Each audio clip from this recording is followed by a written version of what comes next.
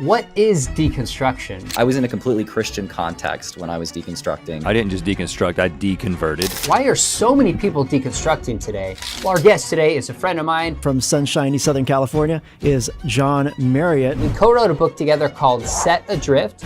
The subtitle is Deconstructing What You Believe Without Sinking Your Faith. There are different ways that people talk about it. When we're talking about deconstructing, what we're meaning is...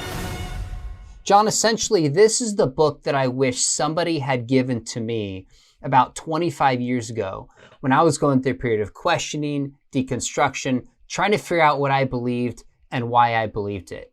Let's start, though. You have a whole story behind this that you start the book with, but maybe define for us what you mean by deconstruction compared to some different ways that other people use it today. Yeah, thanks, Sean. Good to be with you, and thanks for having me on the show. I think when we talk about this, the most important thing that we can do is right at the beginning is define what we're using deconstruction to refer to, because there are different ways that people talk about it, both within the church and without.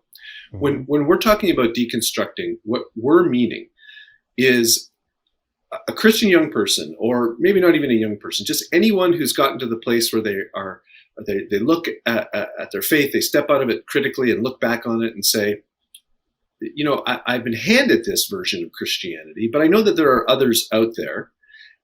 Why is it that I believe what I do? And are there other versions of Christianity within the historic Orthodox tradition, maybe where I fit better and maybe where I align better with? And this came about by way of a discussion that I had with a student at Biola who, after class one day in a philosophy of aesthetics class, said, "Can I talk to you?" And we said, "Sure." We went outside and we sat down, and I thought we were going to talk about the content of the course, which was about beauty and art. And she said, "I'm deconstructing." And I said, "Well, what do you mean by that?" And she wasn't questioning whether or not Jesus was the way, right? She wasn't deconverting. She was questioning what the way of Jesus is supposed to look like, because she had inherited a take or a version of an evangelical understanding of what it looks like to be a Christian from her family, from her church tradition, from her denominational tradition, and had been exposed to different people at Biola, different ways of thinking about things, ideas on the internet, and wanted to be able to rethink whether or not what she believed really was lining up with what she saw in the Bible. So she was pulling it apart, analyzing it, and trying to put it back together in a way that she felt lined up best with the Bible. That's what we mean when we talk about deconstruction in the book.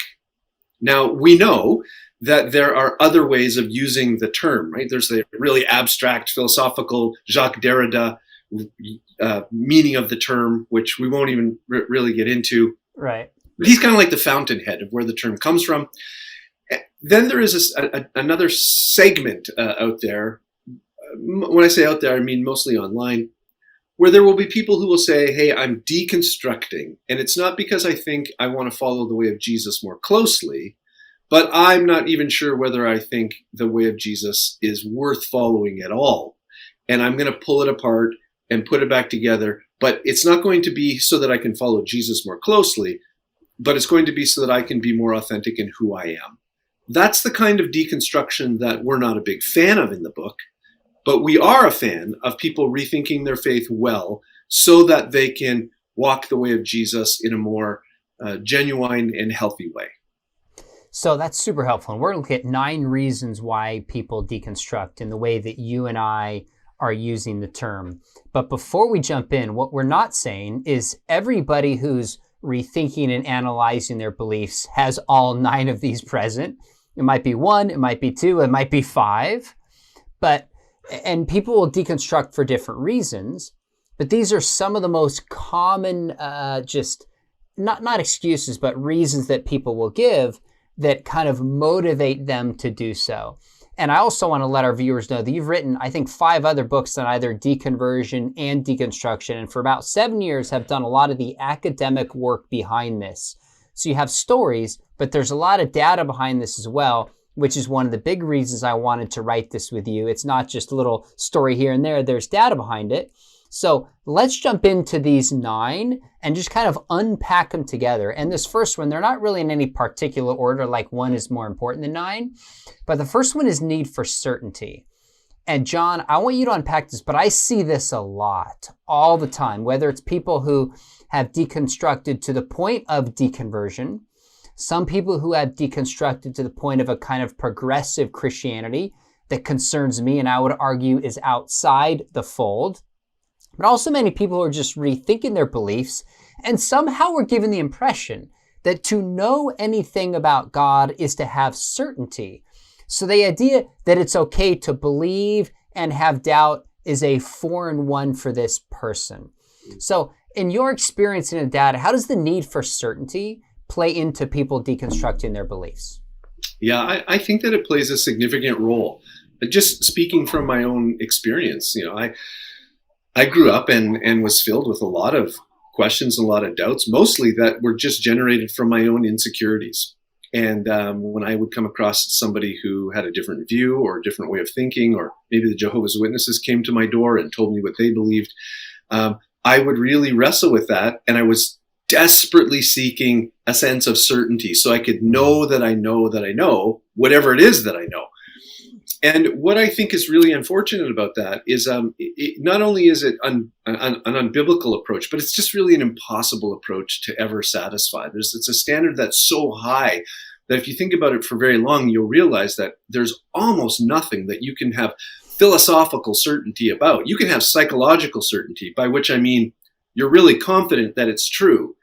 But outside of that, Hollywood does a great job of demonstrating that philosophical certainty is something that will always elude us, whether it's The Matrix or it's The Truman Show or it's Inception or Shutter Island. Like all of these movies point out that philosophical certainty is basically an illusion. There's always a possibility that you're wrong in some way. But if that's what you're seeking and that's what you're searching for, before you're willing to make a commitment, or before you're willing to even take a step of faith, then it's something that we'll never find. And when you grow up in a Christian environment and you're labeled a believer, it's easy to see how someone who is really confident is a real believer. And if you're really certain, then you're a champion believer, and your faith must be unshakable. And that's the ideal that we maybe sometimes hold up, is that faith and belief and being a believer is being someone who's absolutely certain and never has any doubts. But I think it's almost impossible for someone to be maybe of a reflective nature, to live in a culture where Christianity isn't necessarily the dominant view, sort of maybe we're moving into like a post-Christian society. Sure. And not have some doubts and wonder whether or not what it is that you believe is true. And I think that that starts a lot of folks down the road of, how do I know what I believe? And what if I'm wrong? And so now I'm going to take it apart. I've been handed it and I accepted it, but now I'm not so sure. And so let's look at it in pieces. So I think, yes, a search for certainty is a catalyst for lots of folks. Now, I know a lot of people watching this are going, we're working through 9 reasons people deconstruct. I just want some help with my son or my daughter or my friend. And what I would say to people listening is each one of these, what we can do to help is the reverse. So what we've unhelpfully done in the church is we've equated knowledge and faith in God with certainty. And so people have some doubt and they start to think, well, maybe I don't have faith. Maybe I don't have knowledge, because faith is viewed as the opposite of knowledge. And, certainty is the opposite of really just having faith in God. Well, that's not the case. And so as you listen to each one of these, if we want to know how to help people deconstruct well, in a sense, do the opposite. So in this case, that would be saying we can know things without certainty. Giving space for doubt, allowing people to have questions, inviting questions would be the way to counter this. One of the things I do, John, is all the time when I'm talking with students, and I have a lot of biology students come in with questions almost every semester. There's a few that are just rethinking and wrestling with their faith. And I had a girl specifically, she said something effective, well, I just don't know for sure. And when I hear things like for sure and certainty, I'm listening for that. And I'll often just say, what makes you think you have to know this for sure to know it with confidence? Right. So that's one of the things that I listen to try to help relieve people. And what I found is when people realize, oh, I don't have to be certain, it's like a breath of fresh air that says I can just be honest. And that's really what God wants. Now we're going to move to number 2, but anything else on certainty you want to throw in there before we keep going? Really quickly. I think it's also really important to know that very few of us live between either pure belief and pure unbelief. There's always usually a mixture, and we're kind of always on a bit of a spectrum, right? So I think for someone to have a rationally justified belief, they just need to be inclined to think that Christianity is true. You don't have to be absolutely certain. You can be confident, you can be persuaded, you can be of the opinion, you can be inclined to think that it's true.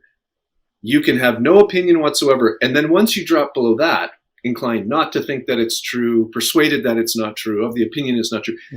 Okay, at that point, you are on the unbelief side of the spectrum. But if you're over the sort of neutral position where you say, yes, I'm inclined to think that it's true, that's a form of belief. That's a weak form of belief, but it's belief nonetheless. And to be inclined to think something is true, you just need to think that the evidence for it is more likely than not. So I think that it's fair to say to someone who might be wrestling with their belief is, are you inclined to think that Christianity is true? Do you lean that way? Yes. Why? Because I think that it's more likely true than not that the evidence points that way, than to say, then all right, then you're on the belief side. And now you can live out a faith and put it into practice and put it into action. And in doing so, that's more likely where your confidence will grow, as opposed to maybe just reading more intellectual approaches to try and shoring up the faith. Great advice. Let's move to number 2. Now, this one is big because Os Guinness would say that this is the biggest objection skeptics have to the faith, but also really causes a lot of believers to kind of question, reconsider their own faith, is hypocrisy. What role do you see that playing in people deconstructing? Very similar to the same role that it plays when people leave the faith, right? So most of the time when people leave the faith, it's because of intellectual reasons, or at least that's on the surface. But often the maybe the secondary reason would be, that there's an experience that they've had within the church with somebody who might be in a position of leadership who has really let them down. Maybe it's a significant moral failure, or maybe it's a financial failure, or some kind of an abusive situation. And that causes people to think, well, wait a minute, if Christianity is true, it should produce much better people than this. And here's someone I really looked to as an example. And it turns out that they're kind of a fraud.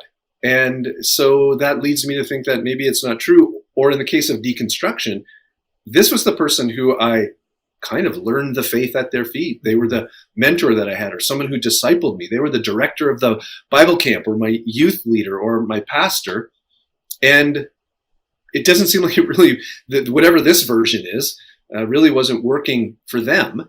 And so now I'm going to really have to rethink whether or not I'm going to, continue on in this vein, or I need to start really looking at some other form of Christianity, because I think Jesus really is the way, but man, the one that I've been in doesn't really seem to be working, and it seems to produce a lot of failures.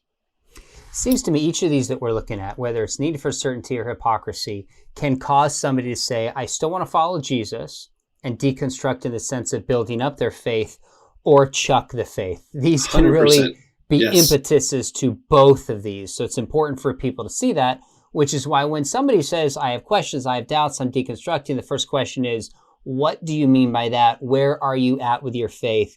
And then deal with it appropriately. So I agree with you. Hypocrisy is huge, especially for those who've been spiritual fathers and mothers and influencers for us. Third one is also huge, is the idea of sin. How big is this? Either seeing sin in other people's lives or sin in somebody else's life and causing them to deconstruct? I think that maybe where it's really the most significant, maybe sin in our own life, where there's something that maybe we want to continue doing. Maybe it's something that we want to have some freedom, or maybe our conscience is bound because we're engaging in a practice or doing something that traditionally we've understood the Bible saying is wrong. But, if I really reevaluate what I'm thinking, and I maybe can go back to Scripture and find another interpretation of that passage, which will free me up to continue engaging in a practice that I used to understand as being outside of the moral boundaries of what God approves of, or sin. But now I look at it and say, hey, I found a theologian that will justify and tell me I can do whatever it is that I want to do. So I think sin mostly comes into play in our own lives when we want to do something that we used to believe we shouldn't be able to do. Probably sin in somebody else's life would be more of hypocrisy, whereas sin in our own life can lead us away from wanting to believe certain things and the cost of what it is to be a believer. Now, I've gotten some criticism from non-believers and saying, oh, Christians say it's always sin is the issue. And I say, I think it's a mistake to say that's always the root of it. There's other relational and emotional and spiritual issues at play. But I also think it's a mistake to say that sin can't play a role and can't play a huge role. Mm-hmm. Bottom line is Proverbs 25 talks about 20 verse 5. It says the purposes of a man's heart or a person's heart is deep, and a wise person kind of draws it out. With these 9 different reasons people deconstruct, although a few may be at play, I want to listen and through wisdom kind of draw out what's the heart of the issue. And many times, like you said, it's sin. Yeah, and I want to just concur with what you've said. The most offensive thing that I hear from people who have left the faith that I've talked to is when someone does say to them, well, the reason that you have left the faith is because you just want to sin. And it's always like some sort of sexual sin that they want to engage in. And I think that the heart is always involved all the time. I think our heart is always, even as Christians, prone towards our own autonomy and doing what we want to do. I think that our heart is deceitful and desperately wicked, and we often don't know it. And as the Spirit of God works in our life and changes us, of course, we would hope that we would grow in that area. But I would never want to say to somebody who has left the faith or someone who is going through this deconstructive reanalysis of some of the things they believe, sure, I would never want to say it's because you want to sin. But like you said, I would also not want to rule it out. And it would be foolish, I think, for the person going through the process to say, nah, this isn't involved whatsoever. This is purely an academic pursuit that I'm on. And the hard part is if the Bible's right about our inherent sinfulness, we can fool ourselves about our purposes and our motivations. And that's where it gets tricky. So just because somebody's offended that we suggested it was sin doesn't mean that it wasn't. But I think you're right that as Christians, we sometimes default to that a little bit more quickly and don't hear people out what they're really wrestling with.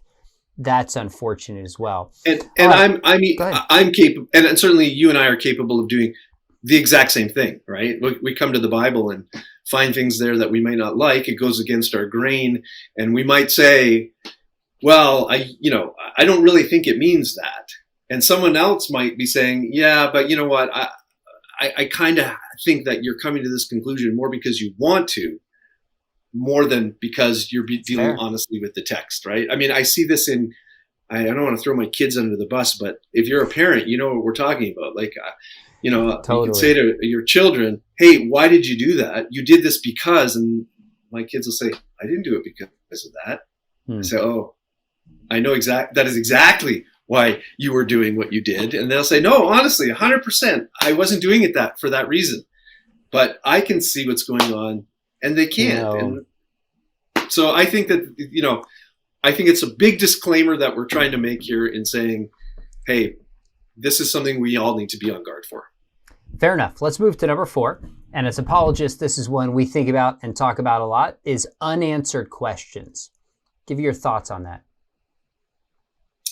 Yeah. I met with a young man just recently, and his concerns and his struggles really kind of bubble up from not being able to cross off some T's, dot some I's to get some answers to some questions. And these have been questions he's had for a really long time. Sometimes I think that unanswered questions are the result of almost of a stage of life.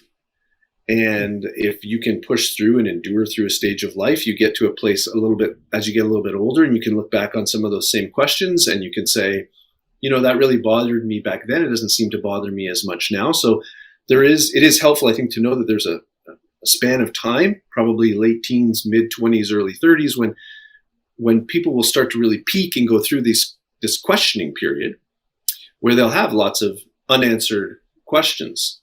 I think it's really helpful, though, to remember it in the midst of that is that you don't have to have all of your questions answered to make a commitment that the Bible's looking for us to make. I think it's very important to have questions answered, and everyone has certain questions that they need some kind of an answer for. We don't want to have a faith that's based completely in midair. There needs to be good reasons and sound reasons why a person believes what they believe, especially if they're going to live it out and be really committed to it. But if we wait until we finally get all of the answers, we'll never commit to anything, right? If we wait until we're absolutely certain and have all the right answers about if this is the right person for us to marry, we'll never, ever get married. I think that kind of thought process can spur deconstruction, because at some point you just say, I can't continue to live this out. I really need to stop and investigate and ask all these questions that I have about this faith that's been handed to me. So I'm going to start pulling it apart. I'm going to start laying all the pieces on a table, and I'm going to go through and I'm going to ask, right, what do I believe about this doctrine? What do I believe about that? And so I think that is a big catalyst in why people begin this process of rethinking what they believe. Now, you and I both have philosophical training, so we nuance stuff. I think it's a mistake to not take questions people have seriously. I think it's also a mistake to not realize that oftentimes questions are motivated by something deeper. And it might be a relational need that somebody has. If I answer this question differently than you, will you still love me? Will you still care for me? Could be a moral issue like we talked about earlier. I do think my antenna is up sometimes, is it sounds a lot more sophisticated to say, well, I'm rethinking my faith because of intellectual reasons than some of the other reasons we're talking about here. I think it sounds more sophisticated. So that's on my radar. But I never, ever want to dismiss a genuine question like somebody says or has. That's really what my life is committed to. But I think you're absolutely right. Need for certainty, hypocrisy, sin, and unanswered questions can spur a process of deconstruction. Number 5 is bad theology. Now, I want you to jump in here, but one of the things that I find is when I'm talking with people rethinking and evaluating their faith, again, or those who have left it, if I probe deeply enough, I almost always find some bad theology about the character of God, about the nature of salvation, about the scriptures. This is a very, very core one. So if somebody leaves the faith because of this, it's profoundly unfortunate because in many ways they haven't left the real faith. I've seen that in many cases. If somebody's deconstructing and reevaluating, then this is good because we can say, look, you've adopted this maybe from your church, from your friends, misreading scripture. Here's a more accurate view. Let's build on that. It can be a positive thing. But talk to us a little bit about how you see bad theology leading to deconstruction. Yeah, in the same way that it leads to deconversion, except they end up maybe in two different places. So in the book, we make the argument that deconstruction can be both good and bad. It can be both. It can be good because if you really are in, and we use the word toxic, that word is used a lot of different ways today, and it's a popular buzzword, but it's a helpful word, I think, because it means poisonous. If you're in a version of Christianity that has lots of extra biblical teaching, it's very narrow and strict in ways that it shouldn't be. If it's very legalistic, and it really is more of a burden than the way of Jesus, where he says, that he's come to set people free, and that he's come to give them a life that's more abundant. Abundant needs to be probably defined, but for now, we'll just say Jesus promises an abundant life. He says that his yoke is easy and his burden is light. And when you talk to people who have left the faith, almost uniformly, like, you could have left for values, you could have left for intellectual reasons, or for disappointment with God, or hurts from people in the church. But the one thing that almost everyone says is that they are freer, that they feel more liberated, and that they're happier on the other side of their deconversion, which tells you something about where they came from. And the same thing. So for those people, unfortunately, they went maybe through the deconstruction process really, maybe some of them really quickly. I'm sure there probably are some people who might be watching who said, no, I went through it. It took me a long time. Sure. But instead of finding maybe a better version, a version that allowed them to see Jesus in a way that was maybe who we really think that he is, it was like an either or. It was, this is Christianity, and I either accept it or I just leave it and walk away. And we're hoping that people will say, hey, this is I was given as Christianity, but the alternative choice isn't to walk away. It's to kind of pull apart those things that were really maybe unbiblical, extra biblical, in a way that you don't need to adopt, and to find really the heart of who Jesus is. Now, I want to say that this is also something that people who have left the faith, this is probably number 2 offense, is when Christians say, well, the version of Christianity that you had wasn't the real version, and if you would have just found the real version, you wouldn't have left. And so there will be some people who will say, no, that's not really true. It doesn't matter what version it is. There's just some significant problems. And so that's probably more for the apologist to address those kinds of questions. I think there's a difference between recognizing bad theology and saying if you just had good theology, you would have stayed.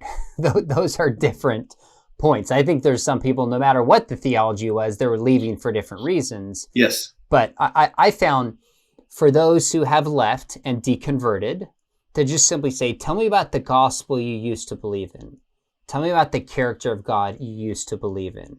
For those who are rethinking their faith and deconstructing, I just want to probe down and say, okay, what are the beliefs that you have a hard time embracing now, and why? What are the beliefs you are rethinking and why? And both of those focus on the importance of good theology and getting your theology from Scripture. Let's move to number 6. This is a big one. Now, I've recently was reading the book, The Great Dechurching, by 2 pastors, and by Ryan Burge has some thoughts in there as well. And one of the things they point is that people who have dechurched have not all deconverted, interestingly enough. There's a lot of people who stop going to church who are still evangelical in their beliefs. There's still people who are Christian in their beliefs, not evangelical, but just don't go to church. And then there's some who have chucked their faith. A lot of people fall out of church simply because they move, they get busy, life happens. They're just kind of casual, not casualties, they were casual Christians and they just slowly faded away. For those who many who are ex-evangelicals, who are casualties, you find church hurt and spiritual abuse there common. Very much so. What role, very much regular, what role does spiritual abuse play in people deconstructing their faith as you've seen it? Well, I think maybe a good example would be, and I hate having to bring up names, but the fallout from the Mars Hill incident with Mark Driscoll, I think really caused a lot of people who grew up and were discipled and had kind of bought into his preaching and his particular perspective, his theology. I think it caused a lot of them to step back and say, is this really is this Christianity? Is this what the Bible teaches? Is this how I should be living? Is this the understanding? And when we talk about the version of Christianity, we're not saying that there's multiple versions and you can just choose whichever one Sure. you want, right? We're saying that there is that there is truth out there. Our job is to try and go to the Bible and understand it as best as we can, and then live that out. But there are different people who have done that, different traditions, different denominations throughout the history of the church. There's lots of different ways that people have done that. And what happened at Mars Hill was one of those ways imploded and caused a lot of people who had felt like they had been hurt and abused to rethink the very particular sort of brand that Mars Hill of Christianity that Mars Hill stood for. And I think that happens a lot when it comes to deconversion as well. Maybe even more so when people are really hurt and really wounded, they start to think maybe this isn't true at all. Because if it was, why would these people have done some of these really unfortunate and terrible things?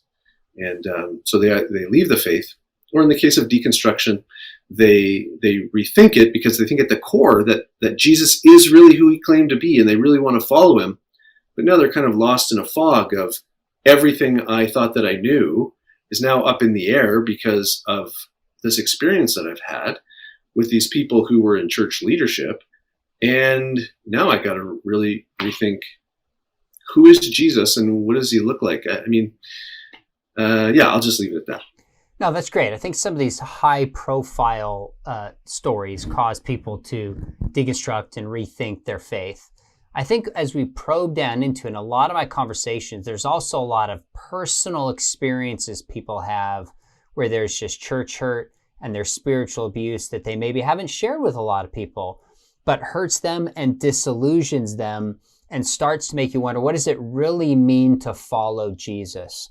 So I think there's a combination of big stories that are out there, but also very personal ones to people when they're deconstructing. Almost every example I've had, again, whether somebody deconverts or stays within the faith, there's hurt, there's disillusionment, there's brokenness, and there's pain that often motivates this. All right, 3 more. Number 7, never saved. Tell us about that. Now, if somebody's never saved and they say they want to follow Jesus and they're deconstructing, they were never really in the faith. But as far as they're aware, maybe for the first time they're starting to realize, I'm not rejecting this. I thought I was following Jesus.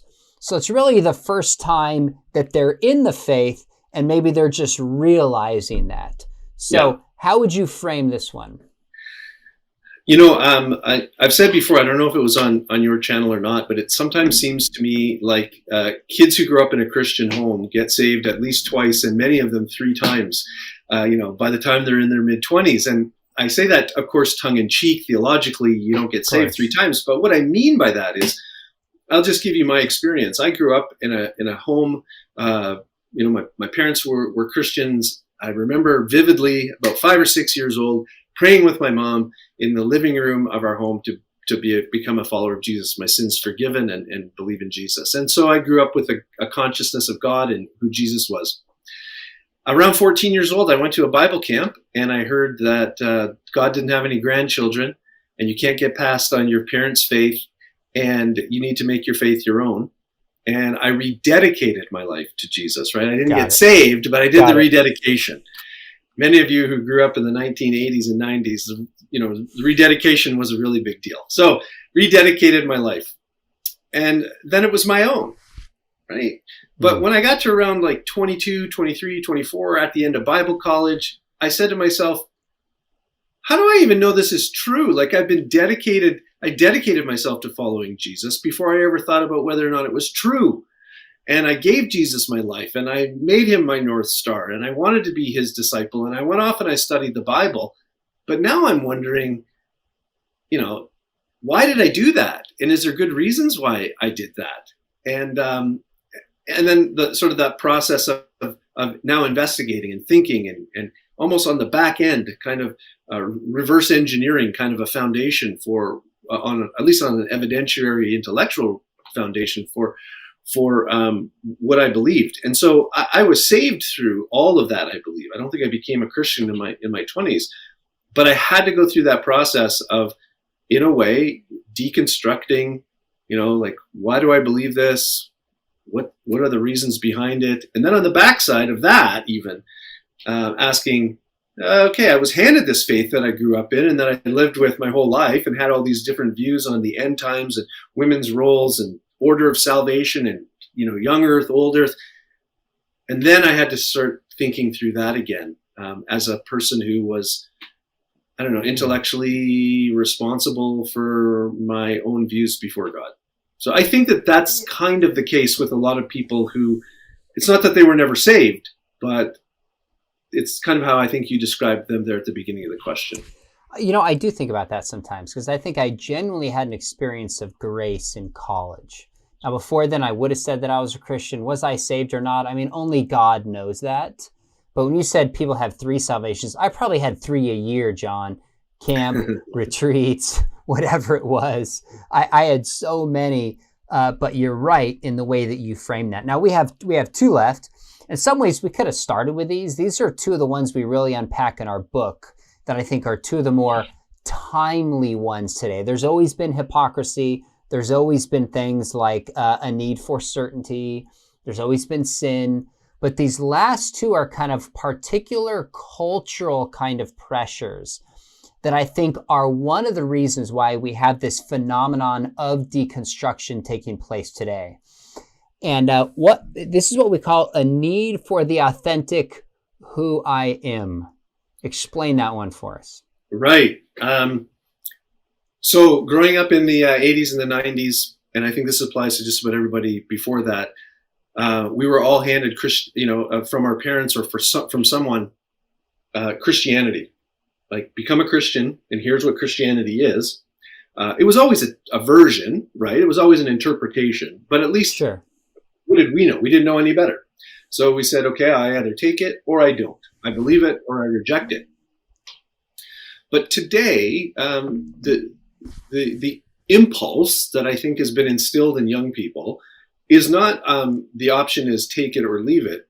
The option is, well, how about I'll take it from you, I'll take it apart, I'll lay it all out, I'll look at the pieces that align with who I am and who my values are, and then I will reconstruct and rebuild a faith that is authentically representative of who I am. And that's because there's been a shift that's taken place between when you and I were growing up and today. We were kind of on the end of it, where we typically grew up with a belief that there was an objective nature to reality, a structure to reality, that there really was objective truth that was out there. Our job was to discover it and then align ourselves with it, right? To conform ourselves to the truth. But today, in what's sometimes called the age of authenticity, what underlies that is the belief that there is no way the world is. There are no true big stories out there. Everyone just has competing stories. They're all social constructs or collective hunches. And it is almost immoral, if that is the case, for a person to model or conform their own particular desires and interests and values to some social construct that tells them how to behave, or tells them what is good, or what is a male, or what is a female, or what their identity is.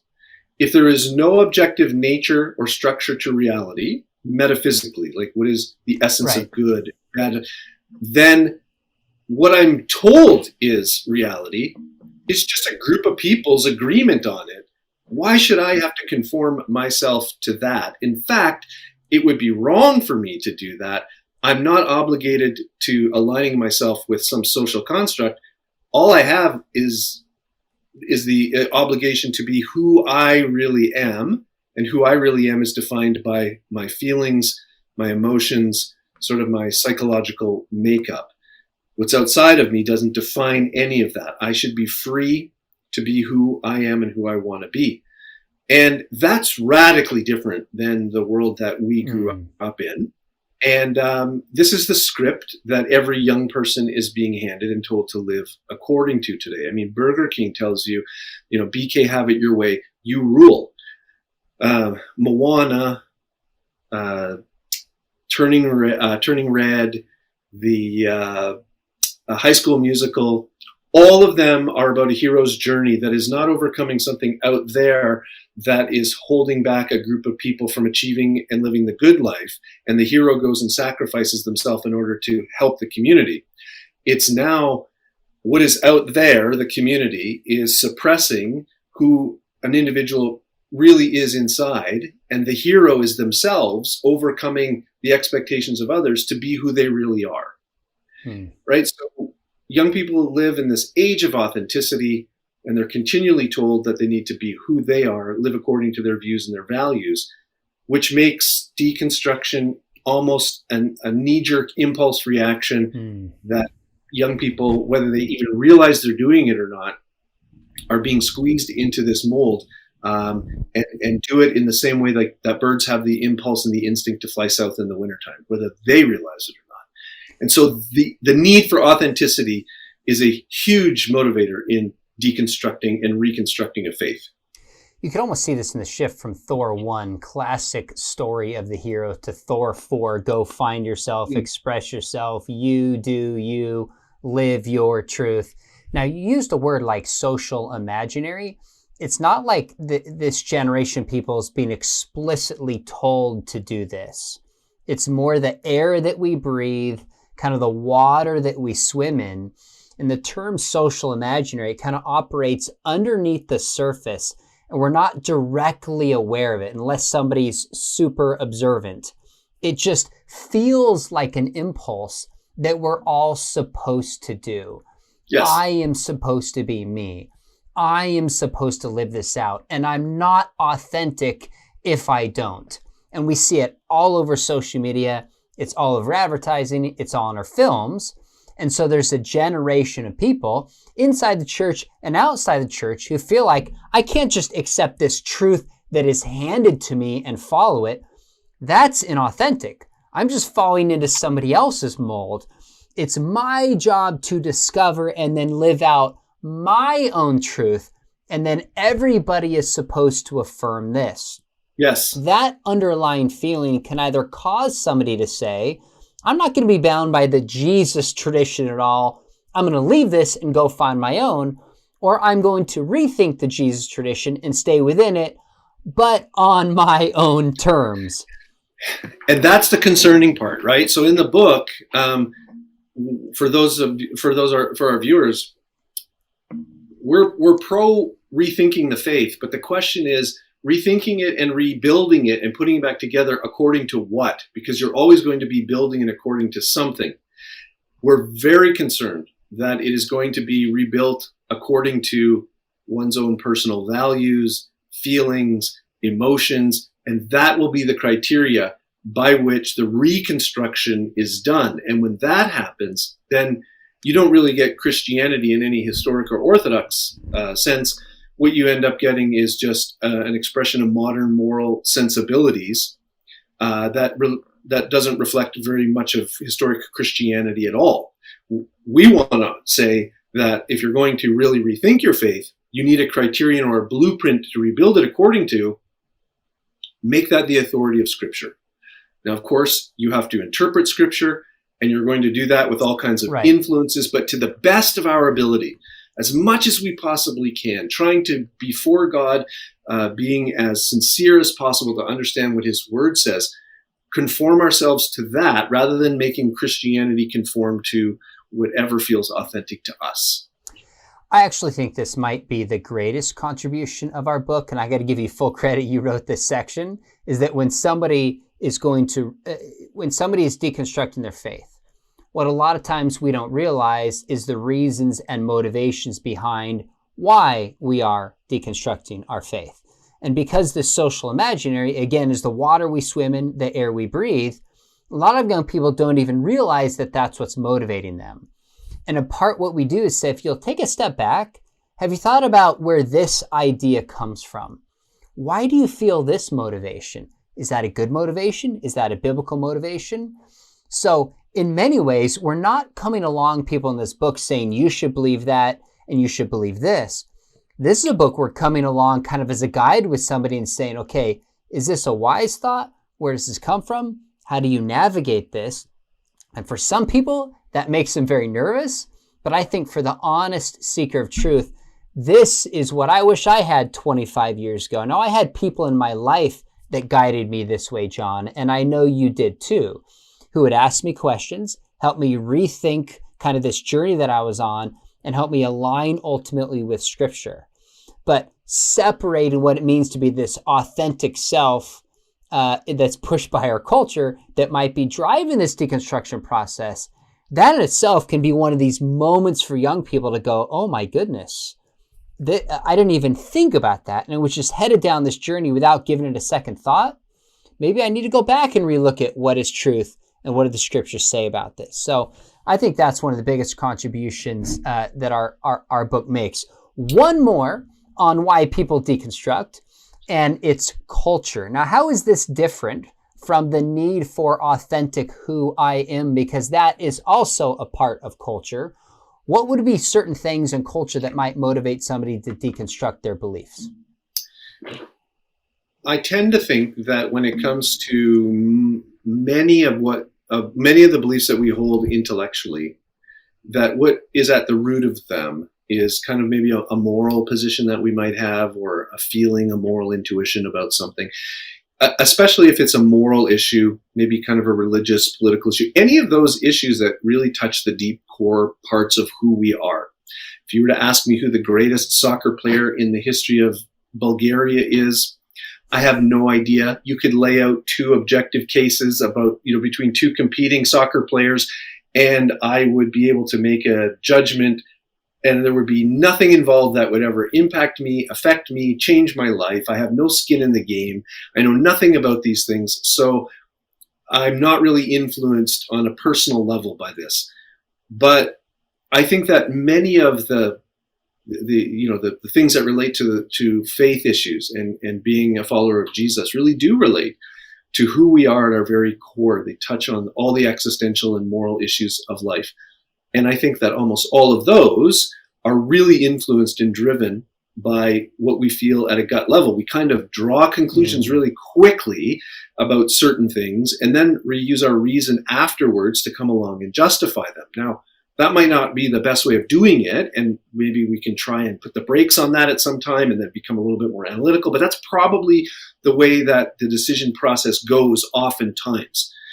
And I think what influences and causes us to feel at the gut level, which eventually influences what we think, is what's out in the culture, right? So the culture, what is out there, influences what we feel in here, and what we feel in here causes us to think what we think and believe what we believe up here on many issues. Not all.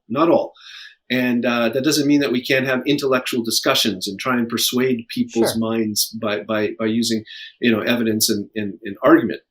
So if the culture is a culture that's always reaffirming and is a culture, and culture is a structure that reaffirms Christian belief, it's easy to be a Christian, right? It's easy to be a Christian in the 1500s because everything in society is undergirded by religious belief. Harder to be a Christian in the 21st century because not only is society doesn't always reinforce it, but now that there's a lot of challenges to being a Christian, belief in God, belief in the Bible, and I think the same thing happens in our culture when it comes to deconstruction, right? So if the most important thing that a person can do is be their authentic self, then the values that are the most important for us as a people to have is allowing people freedom of choice, allowing and being tolerant of those choices. Tolerance almost being defined as celebration or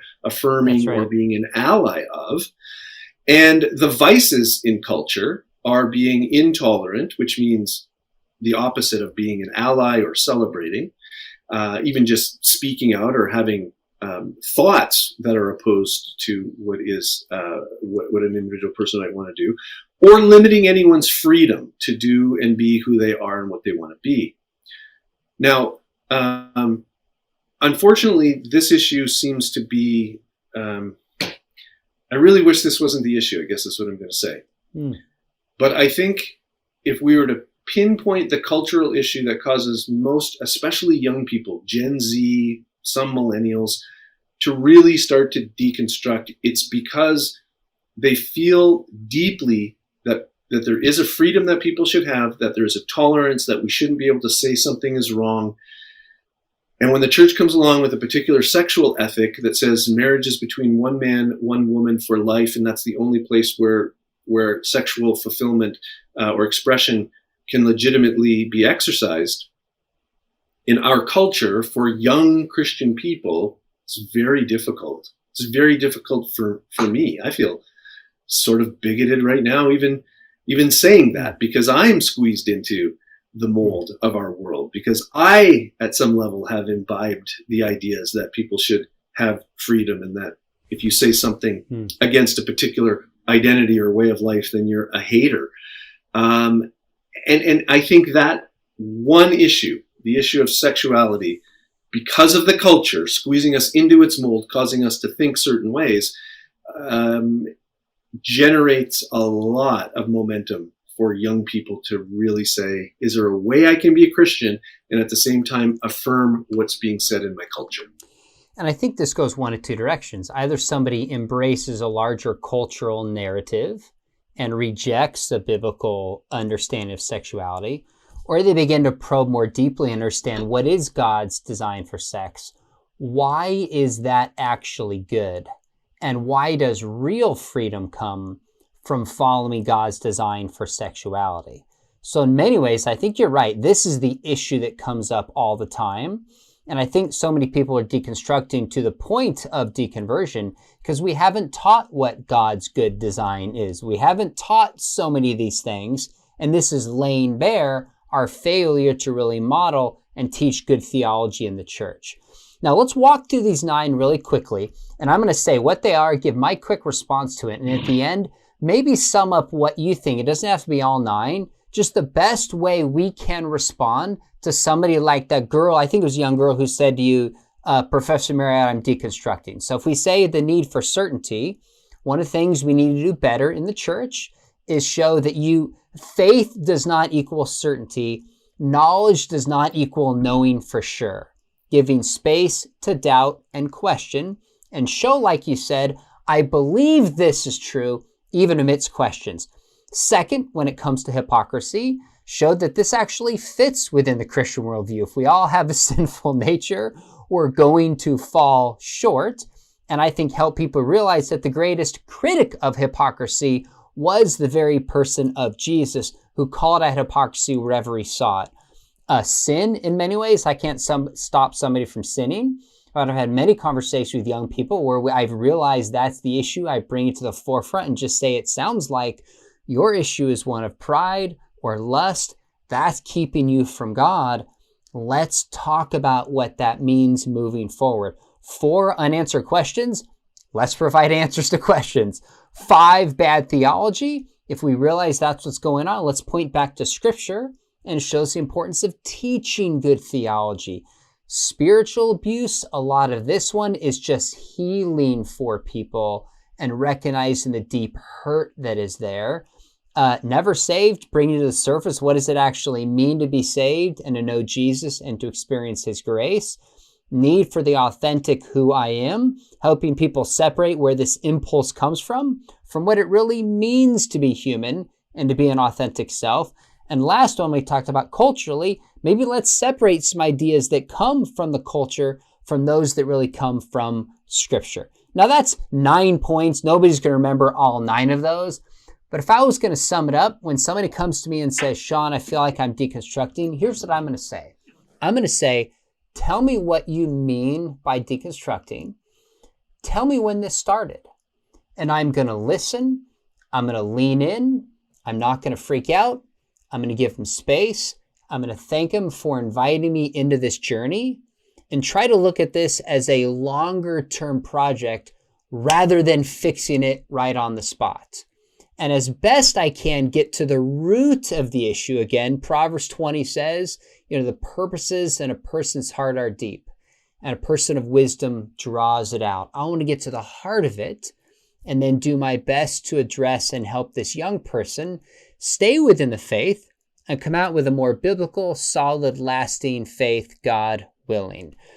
As a whole, what is your posture when that student comes to you? And I know you've had a lot of these conversations, John, when they say I'm deconstructing my faith. Oh, very, very similar to yours. I definitely want to not panic.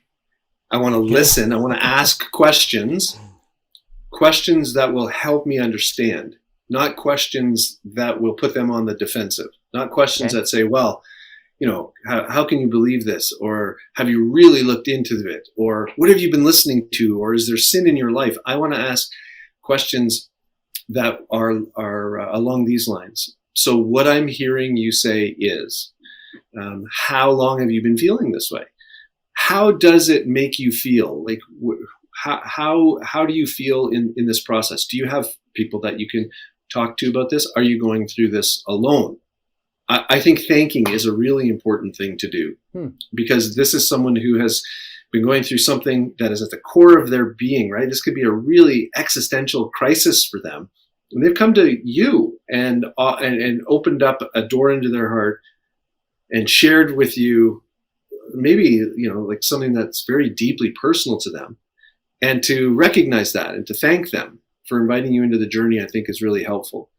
I also think it's really important to let them know that regardless of where they come out on any of these issues, whether they move into a tradition that is kind of outside of what we would take to be historic Orthodox Christianity, or they move out of Christianity altogether, that our love for them and our friendship for them is not conditional upon affirming the same things that we believe, and that we'll still love them.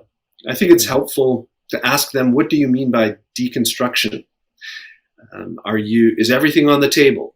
Or is it just you're trying to figure out if Christianity the way it should look? Or are you asking, is Christianity true? And then I think the final question, and one that's really important, and maybe not the question that you ask right at the beginning or the initial interaction, but at some point needs to be asked, is where are you in terms of your understanding of the Bible? Are you willing to submit to the text of Scripture as you rethink this and understanding it and using it as the final criterion? Or is also that on the table, and is, because if it is, this is a different discussion. This is a different direction. That's I think that things will go, because unless someone is clear on what they think where the Bible is, it's probably not really wise to start investigating or heading down the road and trying to really think through some of the issues that they're having trouble in wrestling with. And the reason why I think that's the case is because it seems to me that if you're not solid on what you think the Bible is, whether you think it's the Word of God and filled with errors, or you think it's the Word of God and it's not, if you're not solid on that, you will probably likely reconstruct a faith that looks pretty much what you want it to look like, as opposed to whatever the truth is. John, writing this book was your idea, because you've done 4 or 5 on this before. When you came to me, my first hesitancy was just like, oh, I'm busy. But then I think what really convinced me is I look back on my life, and when I went through a questioning period, there were 2 big kinds of people that helped me. Number one, William Lane Craig, J.P. Moreland, helped me understand, you know what, Guy, the evidence points towards God existing. The Bible is true, intelligent design. Okay, Christianity is true. But then second was a mentor of mine by the name of Rob Lone, who just listened to me. He asked me questions. He kind of guided me, kind of like we're doing in this book. And I look at my own journey. I needed people to answer my intellectual questions. And then I needed people to act as a guide for me, so to speak, to just own my own faith and ask questions. And as I thought about it, really what convinced me to write this with you was, I don't think there's a book that I needed that still exists that I'm aware of. I wish I could hand this to myself, 20, 25 years ago. So I really wrote this for the students at Biola who come to me all the time and just say, I'm rethinking my faith. I'm trying to understand what I believe and why I believe it. If they say I'm not sure Christianity is true, I don't give them this book. I'll say, check out Evidence Demands a Verdict, look at William H. Craig debates, go to Frank Turek, whatever. Go to those apologists. But when I probably have more young Christians come to me and say, I'm trying to own my own faith. I'm not sure what I believe for my family. I'm not sure what I believe for my tradition. I've had some kind of experience that is motivating me to rethink this. I want to follow Jesus, but I don't know how to unravel some of these ideas that I have. That's exactly why I wrote Set Adrift. So I had a father write me this week, and he said his son is deconstructing, and he's not sure if he's deconstructing towards deconversion or if he's deconstructing and staying in the faith. He's not sure where he is at. And I literally said to him, I said, I can't promise you that Set Adrift is going to keep anybody in the faith. Nobody can do that, even with the Bible, because people walked away from Jesus. Yes. But I said, if you're looking for a book to just read with your son and have honest conversations, I think it'll be helpful. And he did, and said it was immensely helpful. So last question. You've written a lot of books on deconversion. You've written some other books on deconstruction. Tell me uniquely about your heart in Set Adrift.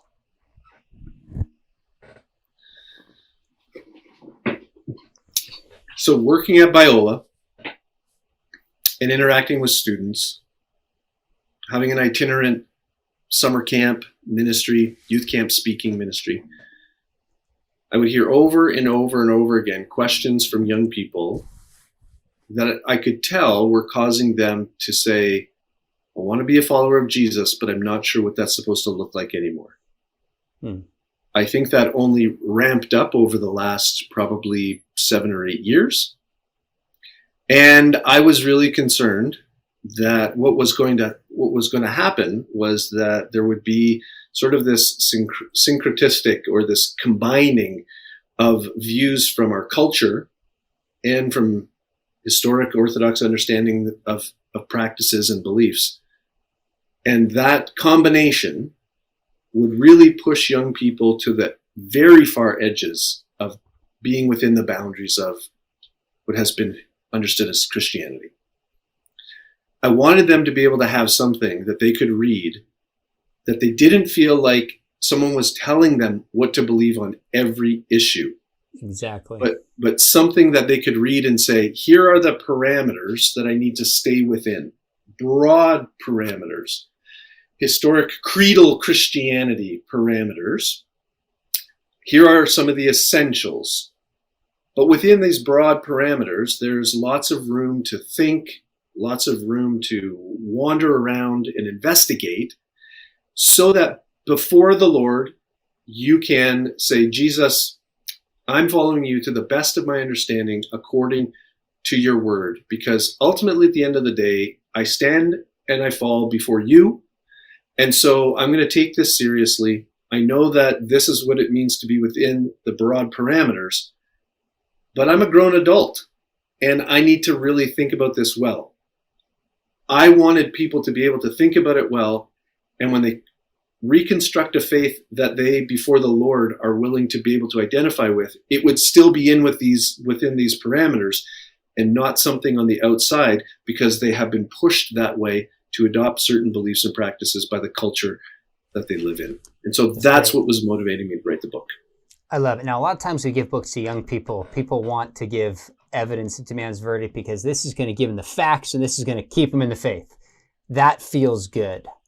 A lot of times people will ask me, what book can I give my kid to keep them in the faith? And my answer is there's probably not any book you can give them that guarantees a certain outcome because humans have free will. This book we wrote together, Set Adrift, is not an apologetics book. It's not an apologetics book. We use a metaphor of going out kind of, on actually the cover it shows right here, somebody's paddleboarding and they get kind of lost in the fog, don't know how to find their bearings. We're just trying to come alongside people and help them find their bearings, what it means to follow Jesus. And so this is some people, I got pushback from one leader who said, why don't you just tell people exactly what you believe on this issue? I said, because that's a different book. I've written that book. That's not this book. And that's not what I needed within my journey. And I found when young people, not every young person does this, but when young people enter into a process of deconstruction, it oftentimes takes time. It needs space. We've got to let God's Spirit work in them, and we can't force certain things.